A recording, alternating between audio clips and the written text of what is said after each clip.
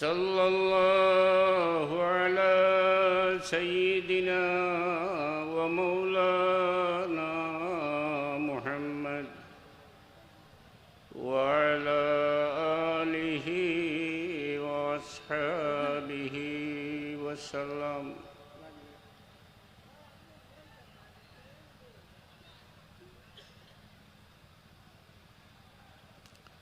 আজকের আল্লামা সাহেব কিবলা ফুলতলি রহমতুল্লাহ আলাইহি ইশারের সব উপলক্ষে আয়োজিত আজকের এই মাহফিলের মাহতারাম সভাপতি, মাহতারাম হাজিরিন, আল্লামা সাহেব কিবলা ফুলতলি রহমতুল্লাহ আলাইহির আশিকান, মাহতারাম উলামায়ে কেরাম, আমি প্রথমে আল্লাহর শুকরিয়া আদায় করিয়ার আজকের এই সময়টা আল্লাহ আমারে একটা নেক কামো খাটাইবার তৌফিক দিছেন, এর লাগে আমি আমারে খুশকিসমত মনে করিয়ার আলহামদুলিল্লাহ।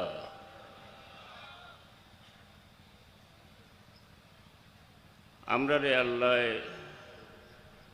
দুনিয়ার দিছেন শুধু খাওয়া ফিরা চলাফেরা ইত্যাদি লাগে না। আল্লাহ বহুত বড় একটা লক্ষ্য এবং উদ্দেশ্য নিয়ে, অত্যন্ত গুরুত্বপূর্ণ একটা উদ্দেশ্য নিয়ে আল্লাহ আমরা দুনিয়া পাঠাইছে এবং এই স্বল্প সময়ের ভিতরে জীবনের পরিধি অত্যন্ত ছোট, যে কোনো সময় আমরা মারা যাইতাম পারি। এমনি আমরা দাবি করি 30 বছর, 50 বছর, 60 বছর, 100 বছর বাঁচব। আমরা জীবনের সময় অত্যন্ত সংক্ষিপ্ত সময়ের লাগে আল্লাহ দুনিয়াতে আমরা দিয়েছেন। যে কোনো সময় আমরা দুনিয়ার থেকে যাইতাম কি পারি। আপনার সামনে আমি কথা কইয়ার হয়তো একটা শব্দের একটা অক্ষর উচ্চারণ করছি, বাকি শব্দটা পুরা করার আগে আমার জীবন লীলা শেষ হয়ে যেতে পারে। এটাই আমার জীবন, এটাই আপনার জীবন। এত এই অল্প সময়টারে আমরা চেষ্টা করা উচিত বালা কামো সময় কাটাইবার, নেক কামো সময় কাটাইবার, বালা কামো সময় কাটাইবার চেষ্টা করা উচিত। বালা কাম বলতে শুধু এবাদত বন্দেগী আমি কইয়ার না।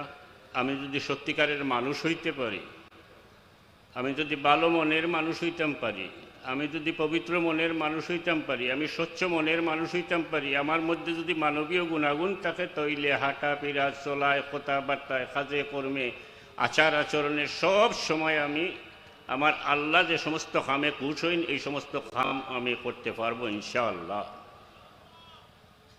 আর ভিতর যদি কলুষিত হয়ে যায়, মন যদি অন্ধকার হয়ে যায়, কল্প যদি অন্ধকার হয়ে যায়, তাহলে আমি আর ভালো কাম করতাম পারতাম না।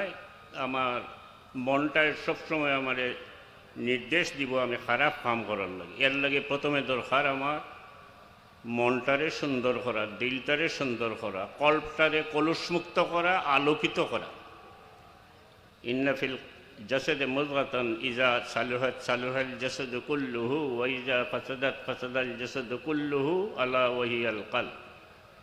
এমনি বাহ্যিক আমরা একটা মানুষ দেখি, মানুষ 3.5 হাত একজন মানুষ। আমি আদমের সন্তান, আমি একজন বাবার সন্তান, আমি এক মা এবং বাবার সন্তান। এই হিসাবে আমি একজন মানুষ, বাস্তবিক মানুষ। দুনিয়ার সব মানুষকে দেখলেই মানুষের মতো দেখা যায়।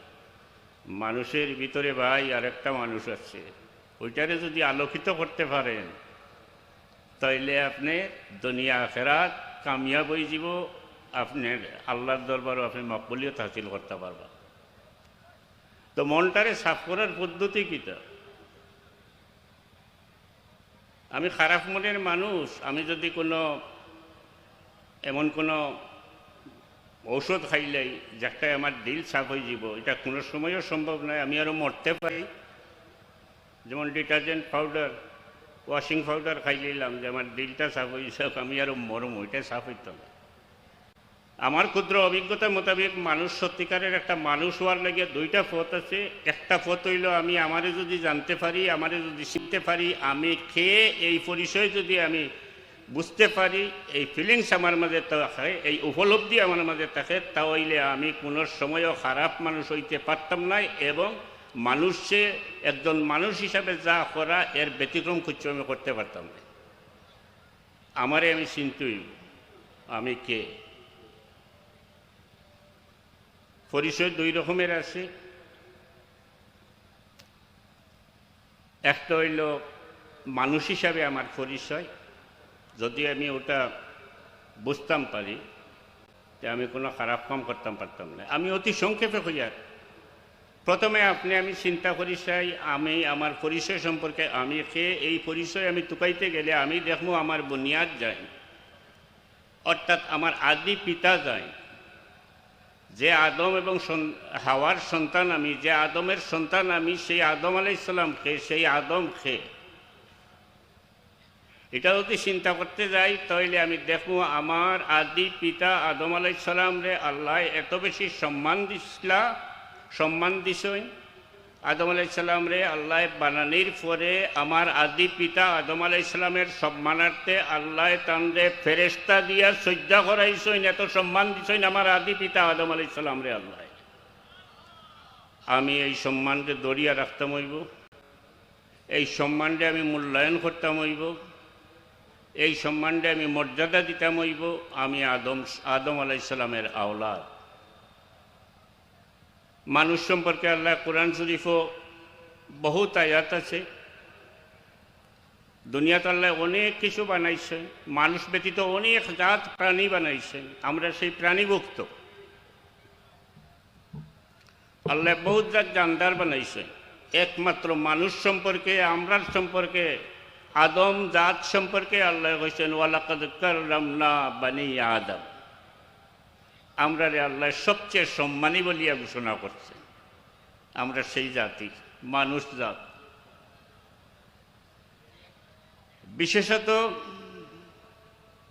রহমতুল্লিল আলমিন সৈয়দুল মুরসালিন হুজুরে পাক সাল্লাল্লাহু আলাইহি ওয়াসাল্লামের উম্মত ওয়ার বদৌলতে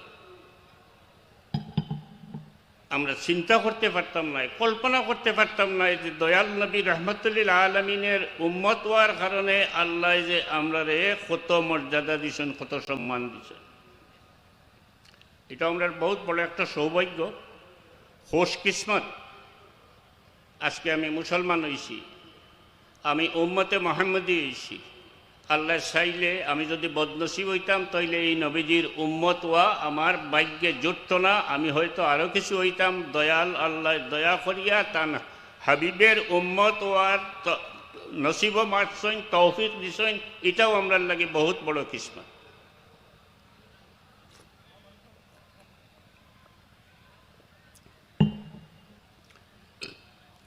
হুজুরে পাক সাল্লাল্লাহু আলাইহি ওয়াসাল্লামের উম্মত হওয়ার বদৌলতে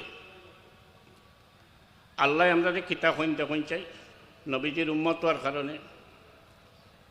এক আয়াত আছে ওয়াকাযালিকা জাআলনাকুম উম্মাতান ওয়াসাতাল লিতাকুনু শুহাদাআ আলান নাসি ওয়া ইয়াকুনার রাসূলু আলাইকুম শাহীদা। আল্লাহ আমরা কইরা ওয়াকাযালিকা জাআলনাকুম উম্মাতান ওয়াসাত, আমরা উম্মতে মুহাম্মদীরে মুসলমান জাতরে আল্লাহ কইরা যে তুমি আমরা হইলাম সব জাত গুণে গুণী। যে আল্লাহ আমরা রে বানাইছেন সেই আল্লাহ নিজে কইরা আমরা হইলাম সব জাত গুণে গুণী মানুষ। মনে রাখবেন কথাগুলো, কিন্তু আল্লাহ যে পরিচয় দিছেন এই পরিচয়টাকে দরিয়া রাখতে হইব আমরা। وكذلك جعلناكم أمة وسطا لتكونوا شهداء على الناس। বায়হল কত বড় সৌভাগ্য, সরওয়ারে কায়নাতের উম্মত হইতে পারছি।